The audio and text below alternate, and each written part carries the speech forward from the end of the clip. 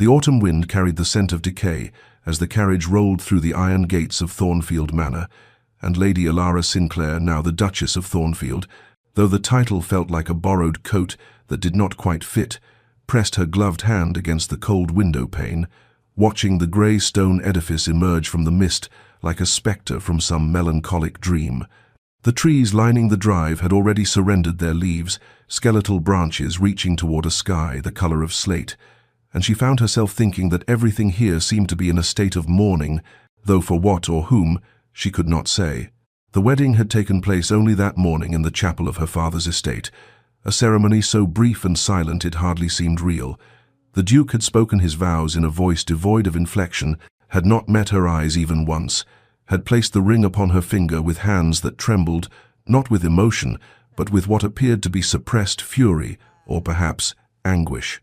Now, as the carriage lurched to a stop before the manor's imposing entrance, Elara smoothed her travelling dress and reminded herself that she had entered this arrangement with open eyes, and that her family's debts had required this sacrifice, that she was a woman of 23 years and possessed the fortitude to endure whatever coldness awaited her within those walls. The Duke emerged first, his tall frame unfolding from the carriage with a grace that seemed at odds with the rigidity of his bearing, and he did not offer his hand to help her descend, did not even glance back to ensure she followed as he strode toward the entrance, where a line of servants stood assembled in the gathering dusk. Elara descended alone, her small trunk following behind, and made her way across the gravel drive with her chin raised, refusing to let her trepidation show. Inside, the manor was all dark wood and darker shadows, portraits of long-dead Thornfield staring down from the walls with expressions as forbidding as the current Duke's, and it was there, in the great hall, with its enormous fireplace crackling uselessly against the pervasive chill, that the Duke finally addressed her directly. "Mrs. Holloway will show you to your quarters," he said, his voice carrying the same emotional emptiness it had held during their vows, and when the elderly housekeeper stepped forward with something like pity in her eyes, Elara felt the first stirring of true unease. "Your Grace," Mrs. Holloway began carefully, "shall I prepare the Duchess's chambers?" The Duke's jaw tightened, a muscle jumping beneath the pale skin, and his grey eyes beautiful, Elara thought distantly, and utterly devoid of warmth, fixed on some point beyond her shoulder. "No," he said flatly. "The servants' wing. The small room overlooking the kitchen garden." The words fell into the hall like stones into still water, and Elara felt the shock of them ripple through her body, even as she maintained her composure, even as the servants shifted uncomfortably and averted their gazes. "The servants' quarters, Your Grace?" Mrs. Holloway echoed, clearly hoping she had misheard. "You will sleep in the servants' quarters," the Duke repeated, each word enunciated with cruel precision, and now his eyes did find Elara's, cold and challenging, as though daring her to object. "I trust that will be adequate for your needs, madam. If you require anything, you may inform Mrs. Holloway. I bid you good night." And with that, he turned and disappeared up the grand staircase, leaving Elara standing in the hall like an unwanted parcel, her hands clasped before her to hide their trembling, and her heart, a leaden weight in her chest, as the servants' whispers began to rise around her, like the autumn wind outside, full of pity and scandal, and something that might have been fear. But before our lover's fate is revealed, subscribe so you never miss a chapter of romance and scandal. Now, let's begin. The room was small and plain, tucked beneath the eaves in the oldest part of the manor, where the servants had lived for generations. And as Mrs. Holloway lit the single lamp with hands that shook slightly, whether from age or distress, Elara could not determine. The housekeeper's mouth worked as though she wished to speak, but could not find adequate words for such an unprecedented situation. "I am sorry, my lady," she finally managed, her weathered face creased with genuine anguish. "This is not right. His Grace, he was not always." But she trailed off, shaking her head, and Elara touched her arm gently, releasing her from the obligation of explanation. When the door closed and she was alone, Elara sank onto the narrow bed, so different from the grand canopied affair she had expected as a duchess, and allowed herself one moment of weakness, one silent tear that traced down her cheek before she wiped it away with fierce determination and rose to unpack her modest trunk.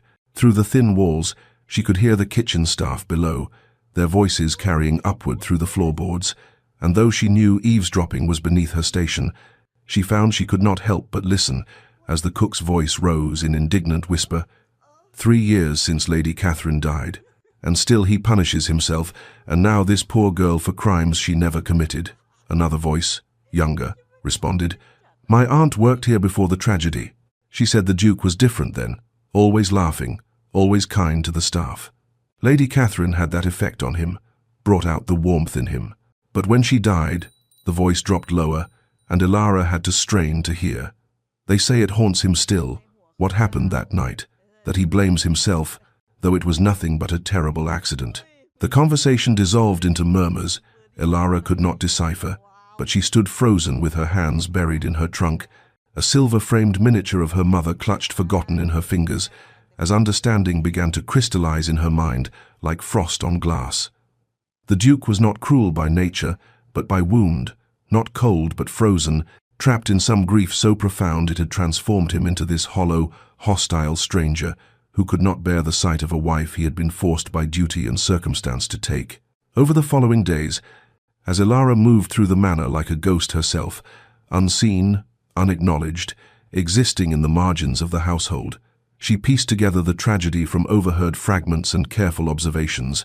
Lady Catherine Ashworth, beautiful and gentle, engaged to Duke Adrian when both were young and full of promise, had died 3 years prior on a winter's night, when her carriage overturned on the treacherous road from the village, and the Duke, who was to have met her that evening but had sent word to delay due to estate business, had been the one to find her broken body in the snow. The guilt, the servants whispered, had devoured him from within, had turned him into a man who walked through life, performing the motions of existence, but feeling nothing, wanting nothing, refusing connection, lest it lead once more to devastating loss. Now, unpacking the last of her belongings in this room that smelled of lavender and loneliness, Ilara placed her few books upon the rough wooden shelf and understood with sudden, painful clarity that she had been exiled, not as punishment for who she was, but as protection against what she might become, someone he could lose, someone whose loss might finally shatter what little remained of the Duke's fractured soul.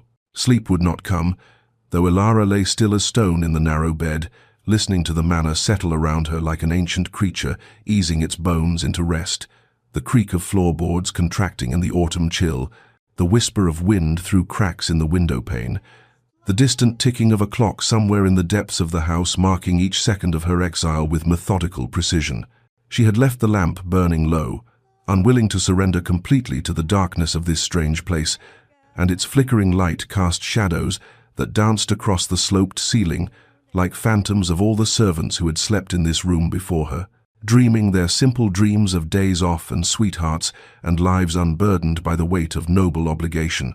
The house had fallen silent near midnight, the last footsteps fading, the last doors closing, until Ilara felt herself utterly alone in a way she had never experienced, even in the most solitary moments of her girlhood, and she was just beginning to drift toward an uneasy sleep when the scream shattered the stillness like glass exploding in a quiet room. She bolted upright, heart hammering against her ribs, every sense suddenly sharp and alert as the sound echoed through the corridors.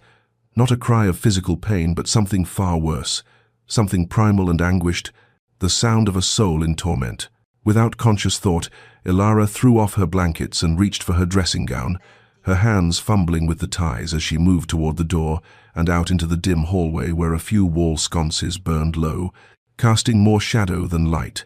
The scream came again, muffled now but no less terrible, and she followed it like a dark thread through the labyrinth of corridors, past closed doors, behind which she imagined the servants lying awake and listening with the resignation of those who had heard this many times before. The sound led her to the east wing, to a pair of ornately carved doors that stood partially open, and through the gap she could see the flicker of firelight, and hear now not screaming but ragged breathing, gasping sobs that struck her heart with unexpected force. She took a step forward, her hand reaching toward the door, when a voice behind her made her freeze. "My lady, please." Mrs.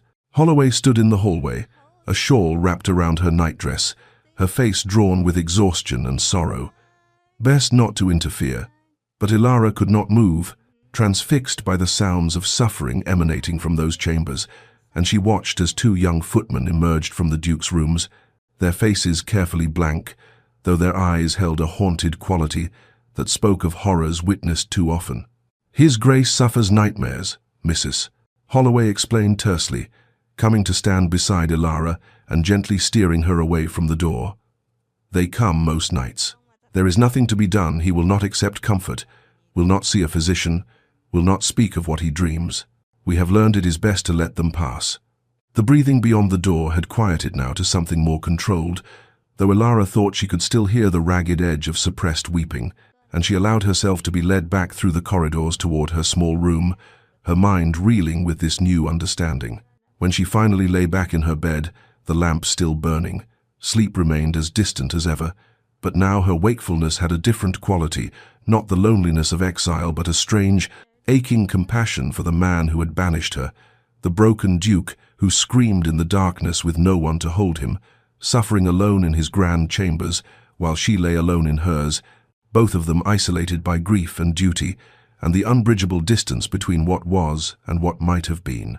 The weeks unfolded with the slow inevitability of autumn itself, each day a variation on the theme of separation, and Elara learned the rhythms of Thornfield Manor, the way one learns to navigate a house in darkness, by careful attention, by the memorization of obstacles, by accepting that some rooms would remain forever closed to her. She took her meals in the small breakfast room off the kitchen, a space clearly meant for the housekeeper or upper servants, and though Mrs. Holloway insisted on setting the table with fine china, as befitted a duchess, the gesture only emphasized the absurdity of her situation, a noblewoman dining in exile, while her husband ate alone in the great dining hall 1 floor above. Her days acquired a quiet structure born of necessity, mornings spent walking the extensive grounds, where the gardens were slowly surrendering to winter's approach, the roses dropping their petals like abandoned hopes, the fountains drained and covered, the hedgerows browning at their edges, afternoons in the library, a magnificent room lined floor to ceiling with leather-bound volumes, where she would wait until she heard the Duke's footsteps retreating down the hall before slipping inside to lose herself in poetry and philosophy and novels of other people's lives. They passed each other occasionally in the corridors, these encounters unavoidable in a house they both inhabited, and each time Elara would nod politely, would murmur "Your Grace" in acknowledgement, and each time the Duke would give the barest inclination of his head before moving past her, as though she were merely another piece of furniture, another portrait on the wall to be glanced at and forgotten. Yet she observed him despite his attempts at invisibility, could not help but notice the details that accumulated like fallen leaves. The way his hands trembled slightly when he reached for his coffee at breakfast. On the rare occasions their schedules overlapped, the haunted quality of his grey eyes that suggested sleepless nights and waking nightmares, the careful distance he maintained, not just from her but from everyone, even the loyal servants who had known him since childhood. She watched him from her window one morning as he stood in the garden staring at a particular rose bush, his posture so rigid it seemed he might shatter, and only later did she learn from the gardener that Lady Catherine had planted those roses the summer before she died. She saw how the household staff moved around him with exaggerated care, speaking in hushed tones when he was near, and she understood that his cruelty was not cruelty at all, but rather a fortress built stone by stone from grief and guilt, a wall meant to keep the world at bay so that he might never again feel the devastating pain of loss. The autumn deepened around them, November approaching with its promise of darker days and longer nights, and Elara found herself no longer bitter about her banishment to the servants' quarters, but instead oddly grateful for it, for from this position on the margins she could observe without the burden of expectation, could begin to see past the Duke's frozen exterior to the suffering man beneath, could recognize in his careful isolation not rejection, but a terrible, misguided form of protection. He was not pushing her away because he hated her. She realized one afternoon as she watched him through the library window, standing alone in the dying garden, with his shoulders bowed beneath some invisible weight, but because he could not bear to let her close enough to lose. The storm arrived near midnight with the violence of something long suppressed, finally breaking free. Rain lashing against the windows in waves that sounded like handfuls of gravel thrown by an angry god, and Elara woke from uneasy dreams to find her small room illuminated by intermittent flashes of lightning that turned the familiar shadows strange and menacing. She lay listening to the thunder roll across the moors, counting the seconds between flash and sound the way her mother had taught her as a child, and was just beginning to drift back towards sleep when the knocking came soft at first, almost tentative, then more insistent, a rhythm that seemed to carry within it some desperate urgency. For a moment she thought she had imagined it, that the storm was playing tricks with her senses, but then it came again, and she rose quickly, reaching for her dressing gown and tying it securely before moving to the door. Her mind racing through possibilities. Had something happened? Was there an emergency in the household? Had the storm caused some damage that required her attention despite her marginal status in this place? She pulled open the door and froze, her breath catching in her throat at the sight before her.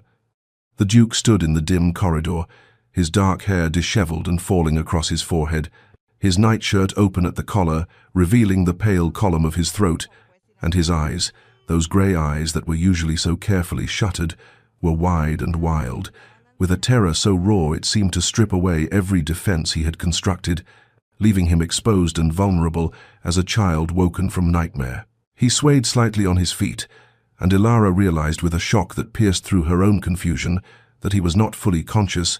He was moving through some half-waking state where dream and reality blurred into one terrible landscape. "Catherine?"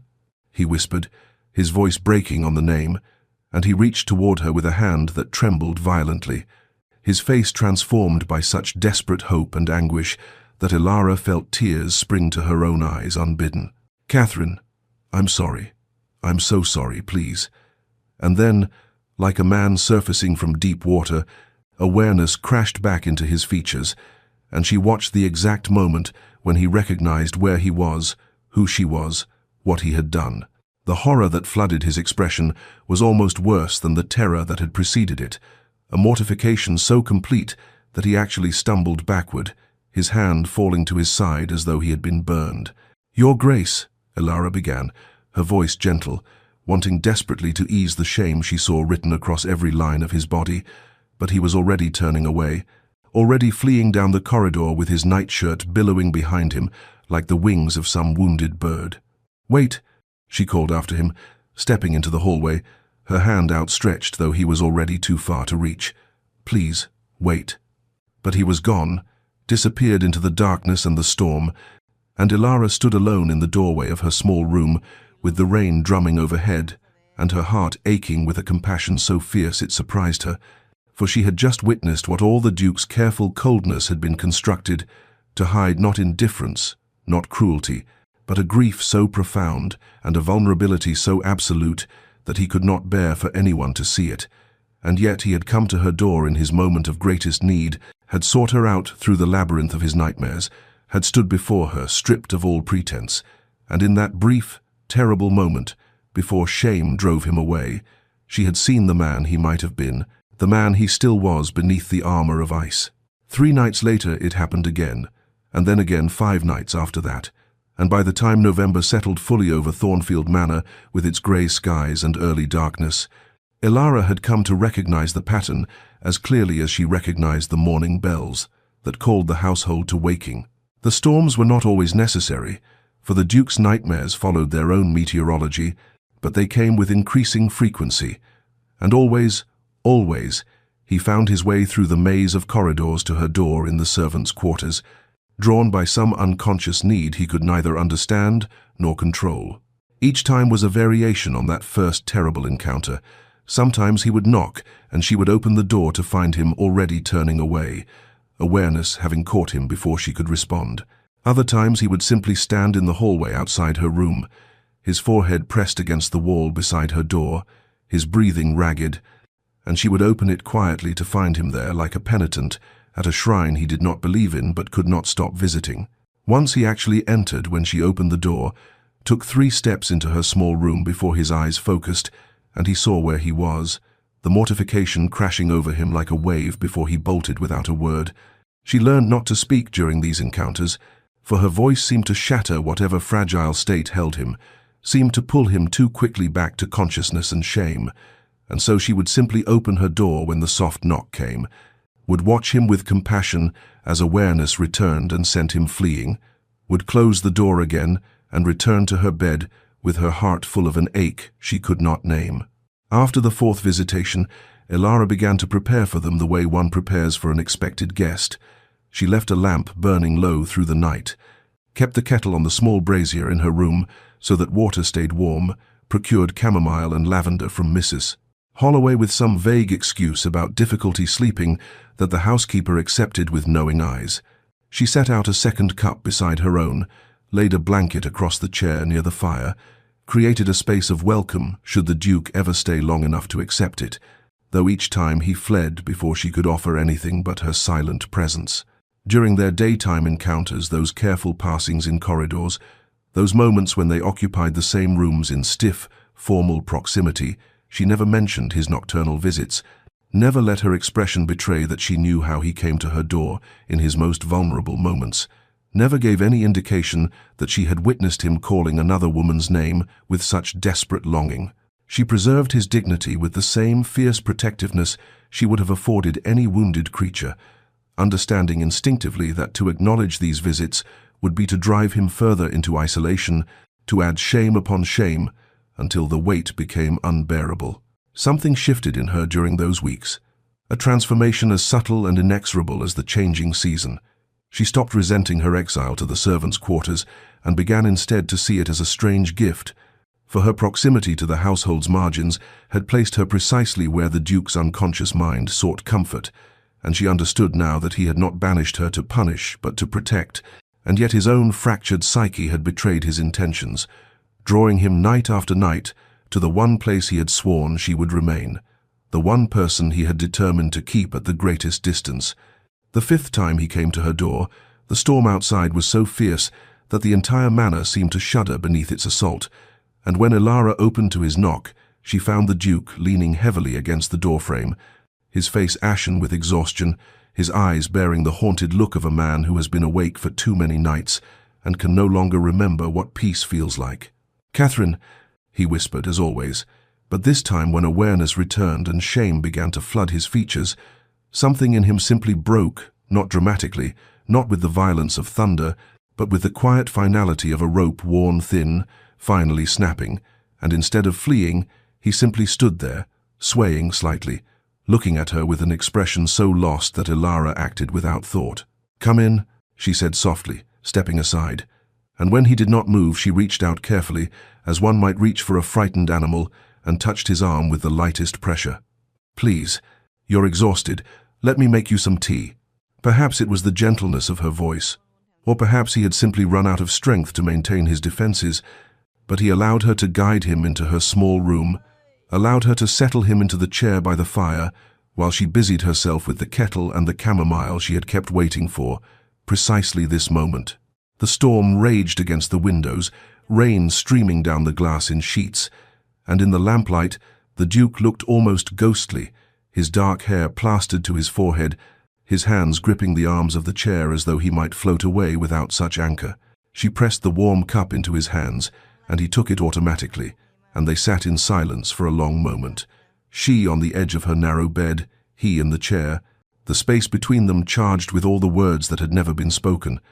"I dream of that night," he said finally, his voice rough and low, as though the words were being dragged from some deep place within him. "The night she died. I dream that I'm driving the carriage myself, that I can see the moment when the wheel catches on the ice, when everything begins to overturn, and I try to stop it but my hands won't move, my voice won't work, and I can only watch as she—" His voice broke, and he stared down into his cup, as though it might contain some answer to questions he could not articulate. "It was my fault. I was supposed to meet her that evening. She was coming from the village because I had sent word asking her to come, and if I had not, if I had simply gone to her instead, if I had waited one more day—" He stopped, shaking his head, and when he continued his words came haltingly, each one seeming to cost him something. "The nightmares never stop. I thought if I kept everyone away, if I refused to let anyone close, I could contain it, could keep the darkness from spreading to others. I thought isolation was protection. But the darkness follows anyway. It finds me every night. And now—" He looked up at her for the first time, really looked at her, and his grey eyes were raw with shame and confusion. "Now I come to your door, though I have no memory of walking here, no conscious thought of seeking you out. and I wake to find myself standing before you like some madman, calling for a ghost. I have treated you abominably. I have exiled you to servants' quarters, ignored you, made you unwelcome in what should be your home, and still you—" He gestured helplessly at the tea, at the lamp she kept burning, at the quiet acceptance in her face. Elara set down her own cup and leaned forward slightly, her voice steady and clear despite the emotions swelling in her chest. "You are not a madman. You are grieving, and grief does not follow rules or timelines or logic. You come to my door because some part of you knows you should not be alone in your suffering, even if your waking mind refuses to acknowledge it." She paused, choosing her words carefully. "I do not need you to apologize for your treatment of me. I need you to know that you are heard, that what you carry is real and heavy and deserves to be spoken aloud, not locked away where it festers in darkness." And in that small room with the storm raging outside and the lamp casting its gentle light, the Duke of Thornfield wept for the first time since Catherine's death, and for the first time in 3 years, felt the presence of another human being who did not try to fix him or tell him to move on, but simply bore witness to his pain with compassion that asked nothing in return. The change came not as a sudden thaw, but as the gradual softening of frost beneath tentative sunlight, barely perceptible at first, easy to dismiss as imagination or wishful thinking, until the accumulated evidence became undeniable. It began 3 days after their conversation in her small room, when Elara entered the breakfast room to find the Duke already there, an unprecedented occurrence, as their schedules had been carefully, unconsciously arranged to avoid such overlap, and instead of rising to leave as she expected, he simply looked up from his newspaper, met her eyes for a fraction of a second, and inclined his head in the smallest of acknowledgments before returning to his reading. The gesture was minute, almost nothing, but it was something, and Elara felt it like warmth against her skin as she took her seat at the modest table. 2 mornings later, as she reached for the marmalade, his voice cut through the silence. "Did you sleep well, Lady Elara?" The question was stiff, formal, clearly unpracticed, but it was a question nonetheless, an acknowledgement of her existence beyond the peripheral, and she answered with equal care, "Well enough, thank you, Your Grace," and watched something like relief flicker across his features before the mask of reserve settled back into place. The following week brought more small offerings. He mentioned over breakfast that the main library was poorly heated, and perhaps she would prefer the smaller sitting room for her reading. He inquired, awkwardly, whether she had everything she required for her comfort. He suggested, with a diffidence that spoke of internal struggle, that she might use the main library whenever she wished, that her confinement to hours when he was absent had been unnecessarily cruel. The servants noticed these shifts with the acute awareness of those whose livelihoods depend on reading the moods of their masters, and Elara caught the knowing glances exchanged between footmen, the small smile that touched Mrs. Holloway's lips when the Duke asked the housekeeper to ensure Lady Elara had access to the conservatory, and the way the household staff began to treat her with a warmth that had been held carefully in reserve during the weeks of her exile. Mrs. Holloway herself softened considerably, taking tea with Elara one afternoon in the small breakfast room and speaking with quiet approval. "You have been very patient with His Grace, my lady, more patient than many would have been. He is lucky to have someone who sees past the walls he builds." It was on a grey December afternoon, while wandering the portrait gallery in search of distraction from the relentless gloom outside, that Elara discovered the Duke standing motionless before a large canvas, and she knew, without being told, that this was Catherine, the woman whose ghost had haunted these halls for 3 years, whose name the Duke still called in his nightmares, whose death had transformed him from the warm, promising man the servants remembered into the hollow figure who now stood gazing at her painted face with an expression of such complex sorrow that Elara felt intrusive, simply witnessing it. She almost turned to leave, to grant him privacy in his grief, but something made her stay, made her walk quietly forward until she stood beside him in silence, 2 people looking at the image of a third who would never age, never change, forever young and lovely in her frame. The silence stretched between them, not uncomfortable but weighted with significance, and finally Elara spoke, her voice soft and without artifice. She was beautiful. The Duke's shoulders, which had been rigid with tension, relaxed fractionally, and when he responded, his voice carried a quality she had not heard before, not the cold formality of their public interactions, not the raw anguish of his nightmare-torn confessions, but something gentler, more human. "She was kind," he said, and then, after a pause that seemed to contain both acknowledgement and apology, "like you." The morning walks began without formal arrangement or spoken invitation, simply evolved from the coincidence of their paths, crossing one December morning when the frost lay thick upon the grounds and their breath made clouds in the frigid air. And the Duke, instead of nodding and continuing past as had become his recent custom, paused and said, "The East Gardens are quite beautiful at this hour, if you would care to see them." And Ilara, surprised but careful not to show it, replied that she would like that very much. They walked that first morning on opposite sides of the gravel path, the width of the walkway between them like a demilitarized zone, neither speaking beyond the occasional practical comment about the weather or the condition of the grounds, but there was something in the shared silence that felt less lonely than the solitary walks Ilara had grown accustomed to, and when they parted at the manor's entrance, the Duke inclined his head and said, "Perhaps tomorrow, if it does not rain," and she understood it was a question rather than a statement. The walks became ritual, occurring each morning that weather permitted and sometimes even when it did not, both of them apparently finding that cold and damp were preferable to isolation, and gradually, incrementally, the silence between them filled with words. The Duke would point out a particular oak tree and mention how he had climbed it as a boy and broken his arm falling from its branches, how his father had been furious but his mother had laughed while binding the fracture. Ilara would speak of her own childhood, of growing up in a household where books were treasured above all else, where her father had encouraged her curiosity even as society frowned upon educated women. They shared memories like carefully wrapped gifts, testing whether the other would receive them with care or carelessness, and finding always that gentleness met gentleness, that vulnerability was honored rather than exploited. The Duke told her of the estate's history, pointing out the folly his grandfather had built for his grandmother, the walled garden his mother had designed, the meadow where the village held its harvest festivals in years gone by, and in these small sharings, Ilara began to see not just the isolated, grief-stricken man, but the layers beneath the boy who had loved this land, the young man who had dreamed of filling it with family and laughter, the broken soul who still, despite everything, tended it with devotion. And as the weeks passed and winter deepened, the physical distance between them gradually, almost imperceptibly lessened. They walked no longer on opposite sides of the path, but both on the same side, separated by several feet. Then those feet contracted to mere inches, and finally, on a morning when ice made the walkways treacherous, the Duke offered his arm with studied casualness, and Ilara took it with the same careful nonchalance, and they continued their walk as though this intimacy had always existed, as though the warmth of contact through layers of winter clothing was unremarkable rather than revolutionary.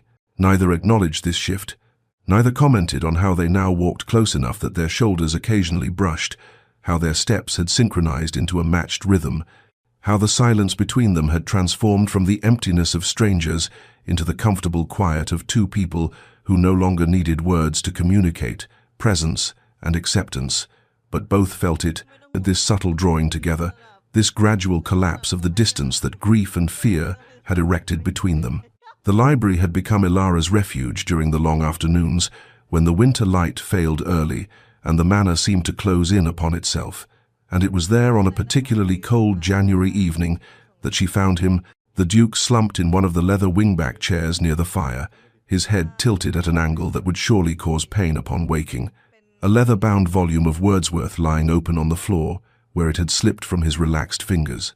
The firelight played across his face, softening the harsh lines that grief and sleeplessness had carved there, and in repose he looked younger, more like the man he must have been before tragedy had aged him.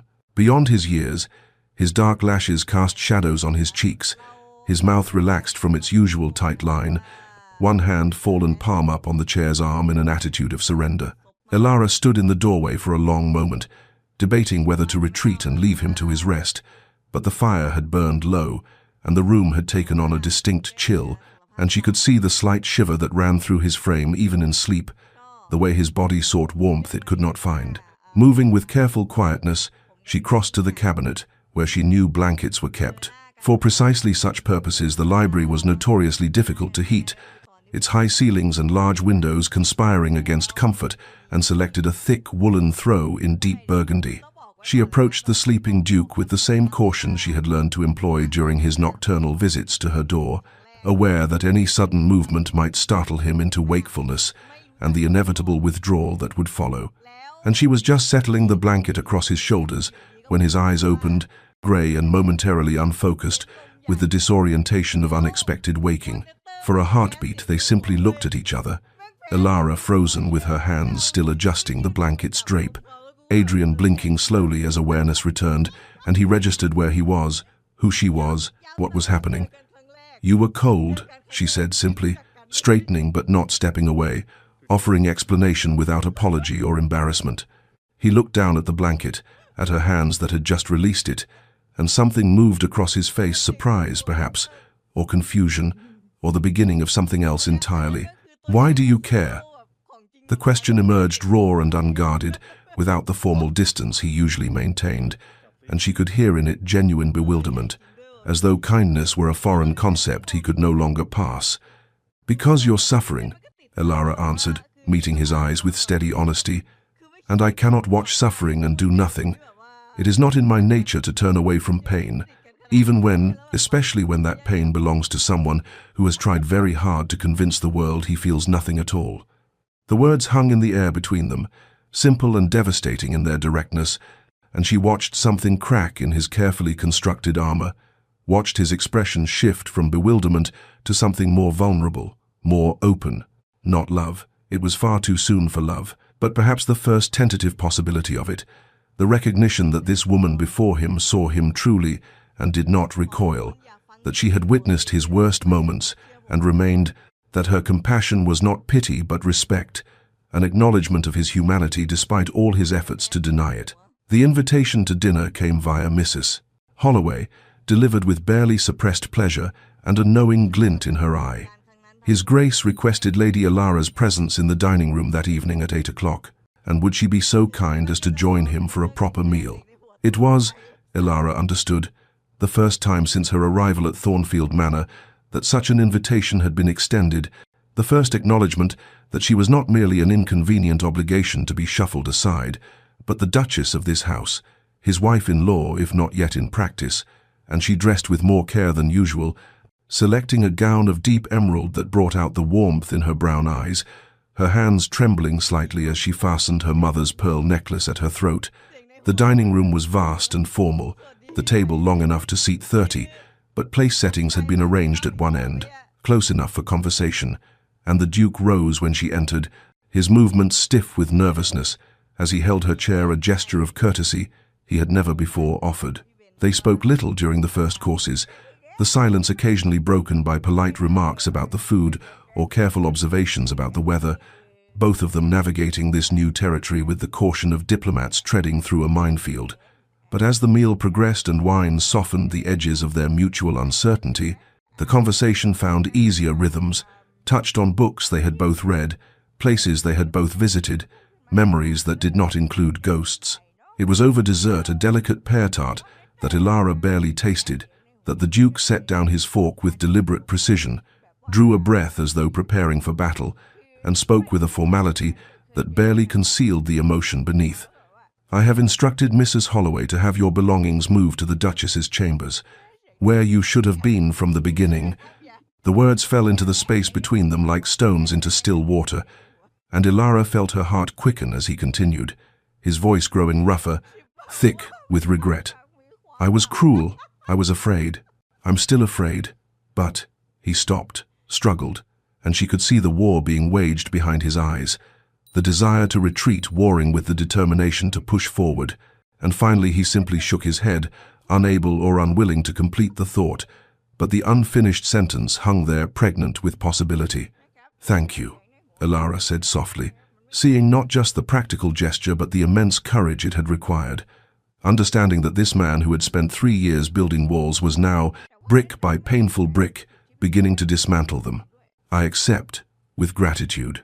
That night she found herself in the Duchess's chambers, rooms she had glimpsed only in passing during her early explorations of the manor, vast and beautifully appointed, with a canopied bed large enough for 3 people, windows overlooking the moonlit gardens, a dressing room lined with wardrobes and mirrors, everything a duchess could want or require. The servants had moved her modest belongings with touching care, her few books arranged on shelves that could hold hundreds, her simple dresses hanging in wardrobes meant for extensive trousseau, and as she lay in that grand bed beneath embroidered coverlets, she found herself missing her small room under the eaves, with its sloped ceiling and thin walls, missing the intimate space where the Duke had come to her door in his moments of greatest vulnerability, and she wondered with a pang whether he would still find his way to her now that she slept in chambers so far from the servants' quarters, so distant from the marginal spaces where broken things could meet without pretense. Winter settled over Thornfield Manor like a benediction, snow transforming the bleak grounds into something softened and almost magical, and with the turn of the new year came rhythms that felt less like accommodation and more like genuine companionship. Breakfast together each morning at 8, where they discussed the day's plans over coffee and toast. At afternoon walks when weather permitted, bundled in heavy coats and scarves, their breath mingling in the cold air. Evenings in the library, where they would read in comfortable proximity, occasionally sharing passages aloud or debating some point of philosophy or poetry. They were learning to inhabit the same spaces without the careful distance that had characterized those early weeks, learning that shared silence could be as intimate as conversation, that the simple presence of another person could transform a room from lonely to peaceful. Adrian smiled occasionally, now small expressions at first, barely more than a softening of his usual serious mien, but gradually becoming more frequent, more genuine, brief flashes of the man he must have been before grief had carved away his capacity for lightness.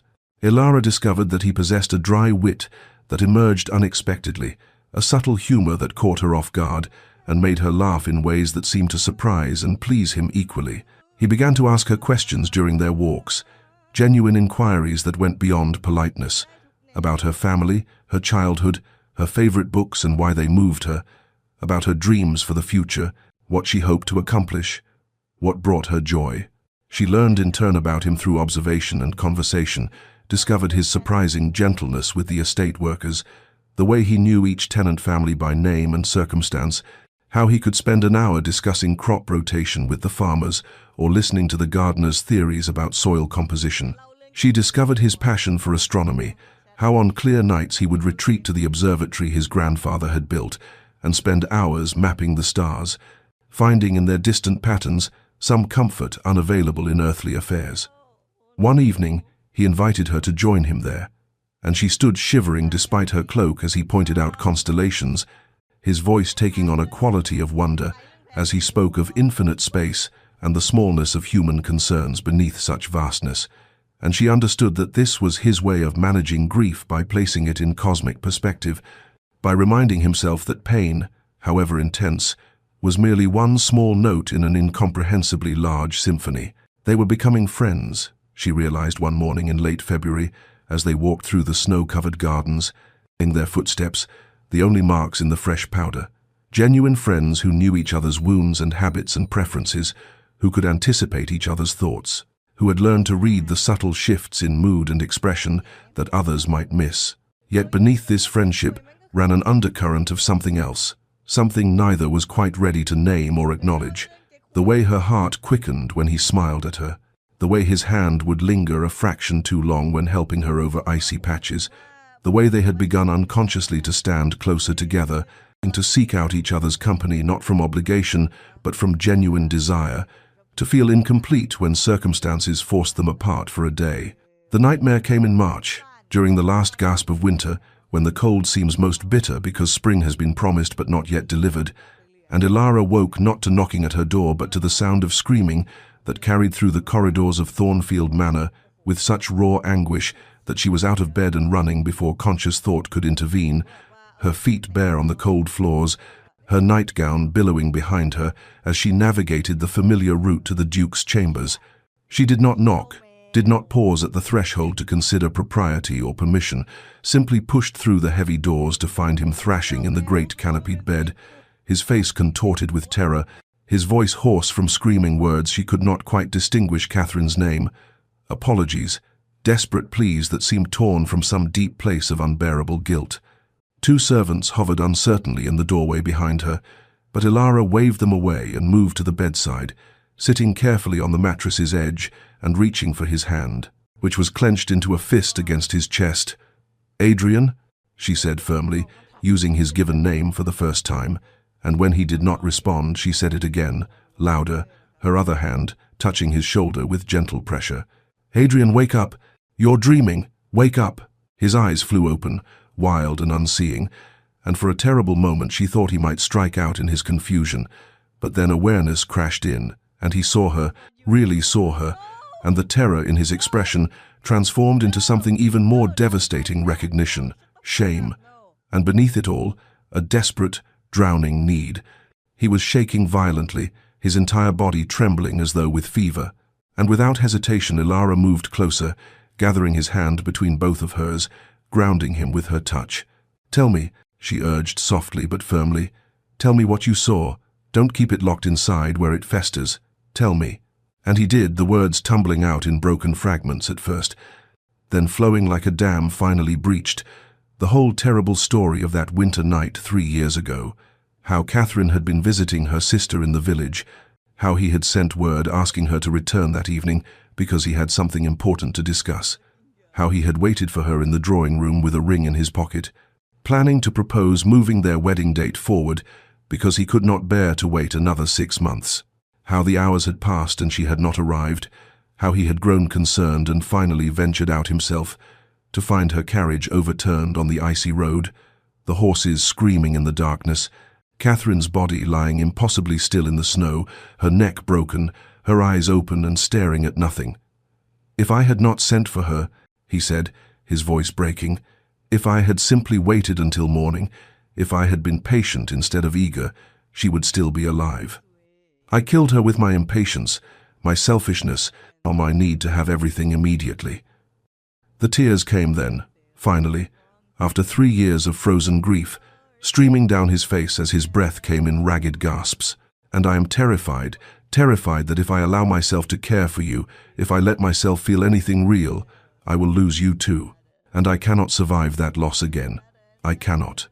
But Ilara was already holding him, pulling his head to her shoulder, her arms wrapping around his shaking frame as he broke completely, and she held him through the storm of grief that had been building for years, whispering against his hair that he was not alone, that she was here, that his fear was understandable but his guilt was undeserved, that loving carried risk, but that risk was what made us human.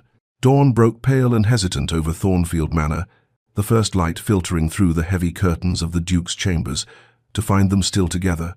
Ilara sitting against the headboard, with Adrian's head resting against her shoulder, her arms around him in a posture that would have scandalized anyone who witnessed it, though both were far beyond caring about propriety in this moment of raw honesty.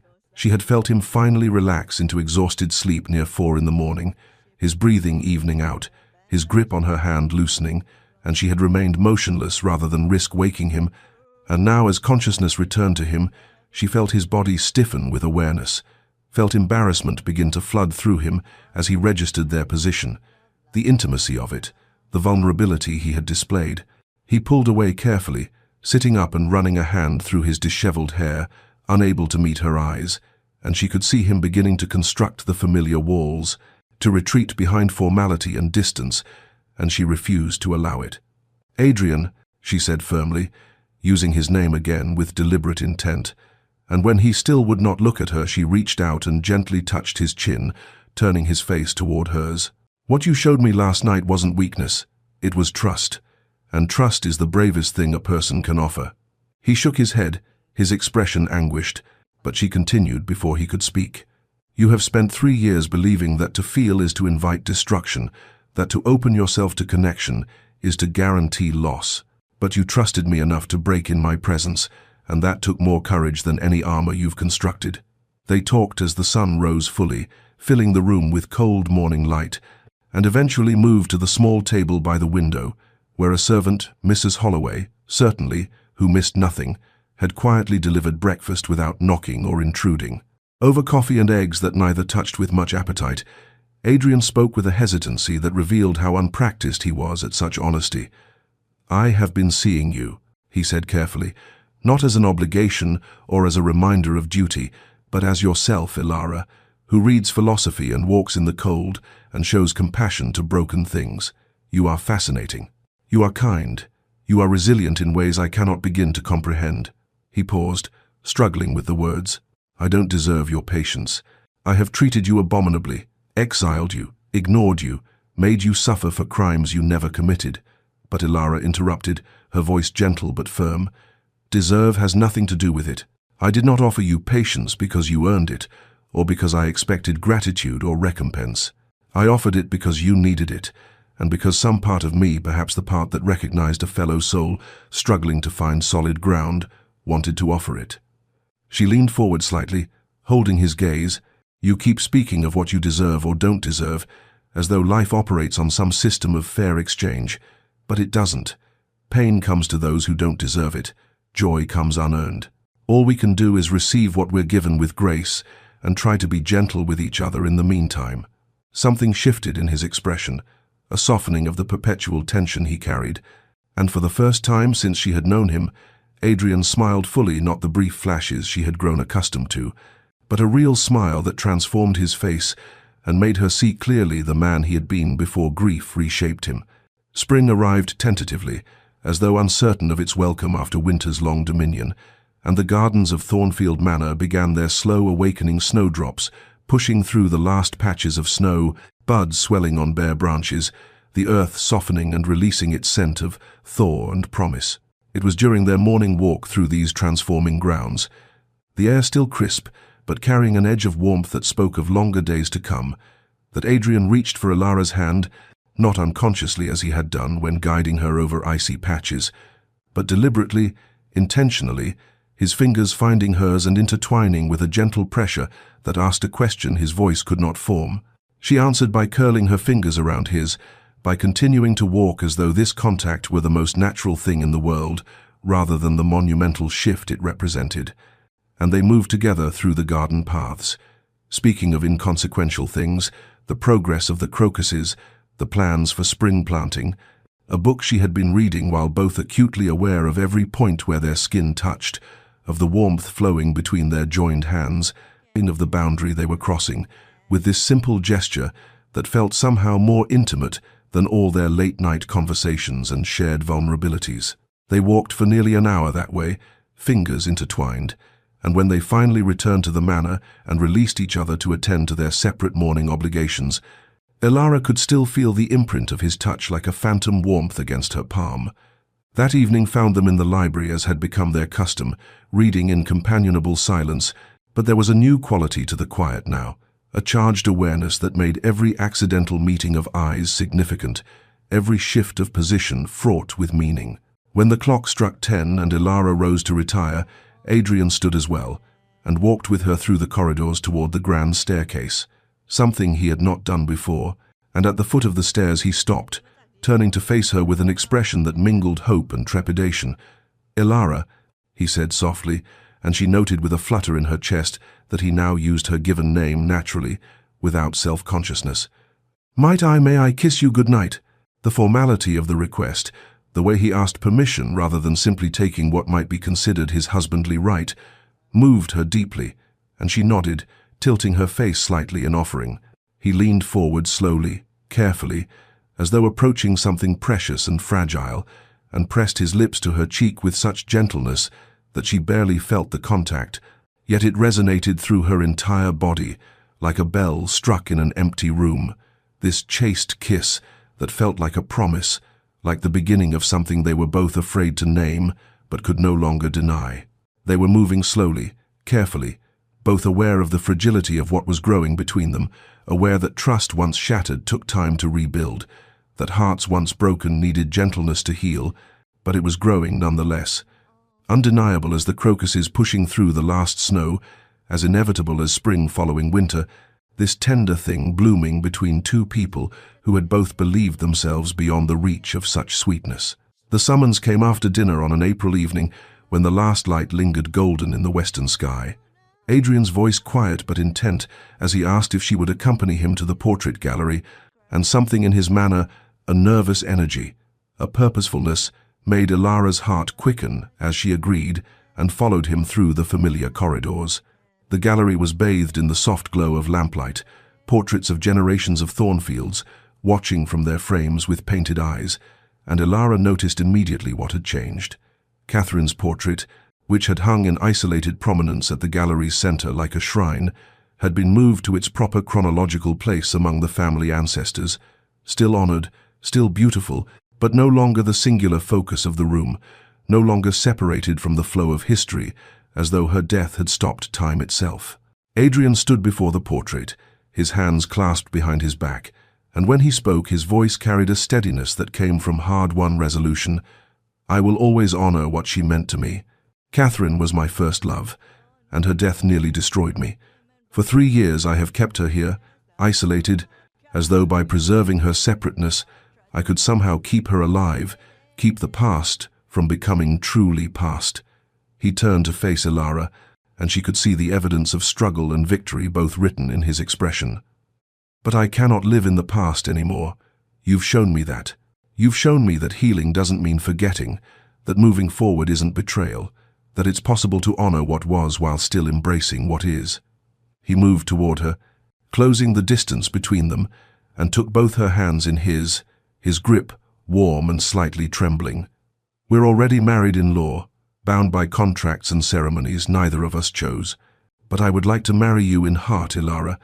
I would like to stand before you now, in this moment, and offer you not obligation but choice, my choice to love you, to build a life with you, to try every day to be worthy of the patience and compassion you've shown me. His grey eyes, which had been so cold and shuttered when she first arrived at Thornfield, now held depths of emotion that made her breath catch.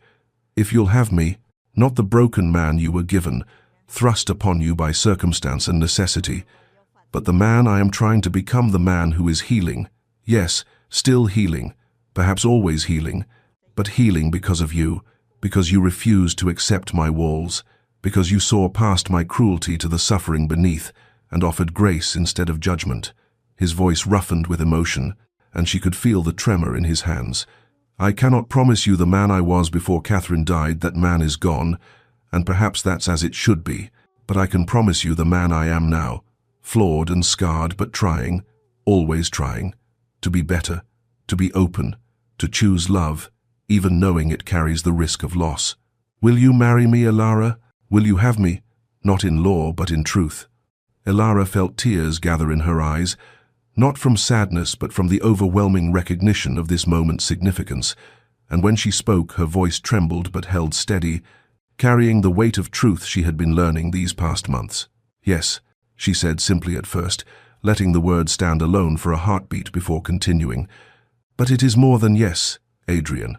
It is yes with understanding, yes with my whole heart, yes with the knowledge of what we are truly offering each other. She tightened her grip on his hands, holding him as surely as he held her. I came to Thornfield resigned to a loveless duty, prepared to endure a marriage of convenience and obligation, expecting nothing more than cold formality and separate lives lived under the same roof. But I found something I never anticipated, not a fairy tale rescue where some perfect hero saves a helpless maiden, but something far more real and far more precious. Two people learning to heal together, teaching each other through patience and presence that wholeness is possible even after breaking. She paused, searching for the right words to convey what she needed him to understand. You think you are the only one being healed in this, that I am somehow whole while you are fractured, but that isn't true. You've healed me too, Adrian. You've shown me that strength isn't in never breaking, that courage isn't in maintaining a perfect facade, but in having the bravery to try again after loss, to remain open after pain, to choose vulnerability, even when every instinct screams for self-protection. You've taught me that the most profound human connections come not from presenting our best selves, but from allowing another person to witness our worst and discovering they don't turn away. Tears were streaming down in her face now, and she saw answering moisture in his eyes as she continued. So yes, I will marry you in heart. I will choose you every day, not the man you were or the man you think you should be, but exactly the man you are in this moment, scarred and healing and brave enough to love again, despite knowing what love can cost. And then he was pulling her close, one hand rising to cup her face with infinite gentleness, and he kissed her properly for the first time, not the chaste press of lips to cheek, but a real kiss, soft and tentative and full of promise, tasting faintly of salt from their mingled tears, and Elara felt something within her chest expand and bloom like spring arriving after endless winter. They stood together in the portrait gallery for a long time after, their foreheads touching, breathing each other's breath, neither willing to break the spell of this moment, and when they finally made their way to their separate chambers, for some boundaries still required time to dissolve, they did so with the knowledge that something fundamental had shifted, that they were no longer two isolated people bound by legal obligation, but two souls choosing each other with full awareness and open hearts. That night, for the first time since Catherine's death, Adrian slept peacefully through until morning without nightmares troubling his rest, and if he woke at all, it was only to smile in the darkness, knowing that in a nearby chamber Elara lay sleeping too, knowing she had chosen him, knowing he was no longer alone. Spring bloomed fully across Thornfield Manor, transforming the estate from its grey winter morning into something vibrant and alive, and with the changing season came changes within the house itself. As Adrian began systematically opening rooms that had been closed since Catherine's death, drawing back curtains to let light flood into spaces that had languished in the darkness, instructing servants to remove Holland covers from furniture, ordering fires lit in hearths that had grown cold, until the manor itself seemed to breathe again after years of holding its breath. Laughter echoed in the halls now, startling at first in its unfamiliarity, then gradually becoming woven into the fabric of daily life. Elara's bright mirth at something Adrian said over breakfast, his low chuckle at her dry observations about the visiting vicar, the shared amusement that passed between them in glances and small smiles that needed no words. They hosted a small gathering in May, their first social event, inviting neighboring families for dinner and cards, and Elara watched Adrian move through the evening with a grace that spoke of the man he had once been, charming, attentive, present in a way he had not been for years, and she heard the whispered remarks of their guests, the wonder at the Duke's transformation, the speculation about what magic the new Duchess had worked to bring him back from the shadows. But the true transformation happened in private moments, in the slow dissolution of boundaries that had kept them separate even after their hearts had joined, as they discovered each other not just emotionally, but physically, tentatively, with a sweetness born of patience and mutual respect that made every touch feel sacred. Adrian would take her hand and press kisses to her palm, her wrist, the inside of her elbow, mapping her with reverent attention, and she would trace the lines of his face, the scar on his shoulder from that childhood fall, learning the geography of him with tender curiosity. They moved toward full intimacy gradually, over weeks rather than rushing, each step negotiated through whispered questions and breathless assent, and when they finally came together completely, it was with a gentleness that brought tears to Elara's eyes, a joining that felt less like passion's fire and more like coming home after a long exile. Afterwards, as they lay tangled in sheets bathed in moonlight streaming through the Duchess's chamber windows, Adrian traced patterns on her bare shoulder and whispered against her skin. "You brought me back to life. I was a ghost haunting these halls, going through the motions of existence but feeling nothing, and you refused to accept my living death, insisted I was still human, still capable of healing, still worthy of love." He pressed a kiss to her temple, and she could feel him smiling. "I don't believe in divine providence or fate, but if I did, I would say you were sent to save me." Elara turned in his arms, meeting his eyes in the dim light. "We saved each other," she corrected gently, and knew it for truth.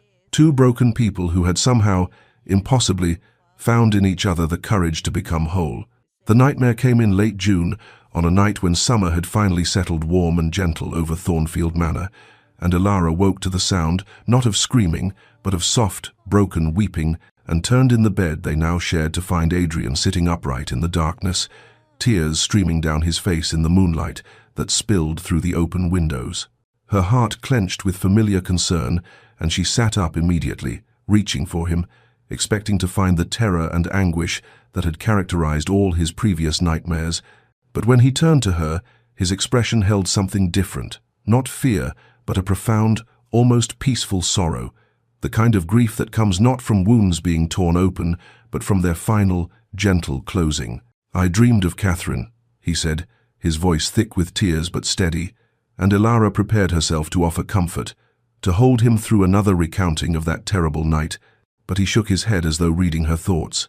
No, it wasn't like before. She was standing in the garden, in the rose garden she loved, and she was smiling, truly smiling, the way she used to before. He paused, struggling with the wonder of it. She looked at me, and I knew the way you know things in dreams without words, that she wasn't trapped, wasn't suffering, wasn't waiting for me to join her in death. She was at peace, and she told me, his voice broke, and fresh tears spilled over. She told me to be happy.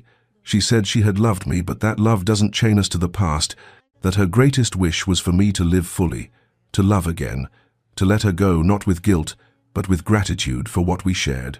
He turned to Elara fully now, taking her hands as though anchoring himself to this moment, to this reality. She smiled at you too, in the dream. She saw you beside me, and she approved. She was glad, oh God. Elara, all this time I thought loving you was betraying her, and in the dream she was releasing me, blessing us, telling me that this is what she would have wanted. Elara pulled him close, cradling his head against her shoulder as he wept. But these tears were different from all the ones that had come before. These were cleansing tears, the kind that wash away old pain rather than drowning in it, the kind that come when a long-carried burden is finally, blessedly set down. She held him as dawn gradually lightened the sky, turning it from deep blue to pale gold. And when the first birds began their morning songs, Adrian's tears had subsided into quiet breathing, and he lifted his head to look at her with eyes that seemed somehow lighter, clearer, as though a veil had been removed. "It's gone," he said softly, with a note of amazement. "The weight I've been carrying, it's gone. I can feel her absence still. I will always feel it. But the guilt, the crushing sense that I killed her, that I don't deserve happiness," he shook his head. "It's lifted." And as morning came fully, flooding their chamber with gentle summer light, both of them felt the truth of it. The past had finally, truly released its grip, leaving them free to walk forward into whatever future they would build together. 5 years had passed since that June morning when the weight of the past had finally lifted, and Thornfield Manor bore little resemblance to the silent, mourning place Elara had first entered on that bleak autumn day. Now it was filled with light and warmth, and the particular chaos that comes with small children. For Adrian and Elara had been blessed with two: William, who at 4 possessed his father's grey eyes and his mother's curiosity, and little Catherine, named in honor and not in sorrow, who at 2 was just discovering the joy of running through halls that had once been haunted by nothing but silence and grief. The manor rang with their laughter, with the sound of small feet on marble floors, with the endless questions and demands and delights of childhood, and the servants who had once walked on eggshells now smiled openly, their own happiness reflecting the transformation of the household they served. In the portrait gallery, Catherine Ashworth's painting still hung in its place of honor among the Thornfield ancestors, but beside it now hung a portrait of Elara, commissioned on their 3rd anniversary, the two women equal in beauty and dignity, past and present coexisting without conflict. And Adrian had told their son when he asked about the 2 duchesses that both were important, both were loved, both deserved to be remembered, for healing was not erasure but integration, not forgetting but learning to carry memory with grace rather than anguish. The nightmares still came occasionally, perhaps twice a year now, but when they did, Adrian knew how to weather them, knew to wake Elara, to speak of what he had seen, to let her hold him until the terror passed, and always he woke with gratitude for her presence rather than shame at his vulnerability.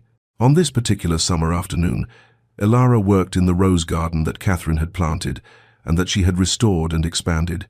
Her hands in the soil, her face turned up to catch the sun, while their children played nearby under the watchful eye of their nursemaid, and from his study window, Adrian watched them with a peace he had once thought impossible, a contentment so profound it sometimes moved him to tears, not of sorrow but of wonder, that life could transform so completely, that joy could follow despair, that love could bloom again in ground scorched by loss.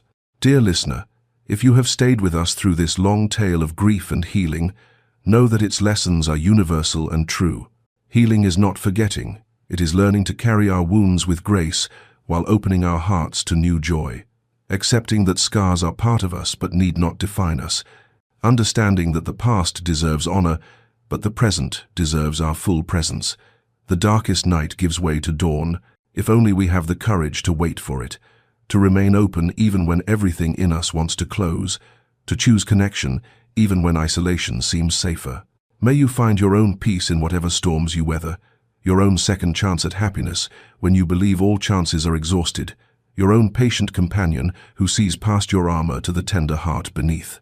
May you rest well tonight, knowing that transformation is always possible, that no winter lasts forever, that spring comes even to the most frozen ground. This story was brought to you by Tales of Hope and Healing. Subscribe for more stories of redemption, patience, and the extraordinary courage of ordinary hearts, learning to love again. Good night, dear listener, and may your own dreams be peaceful.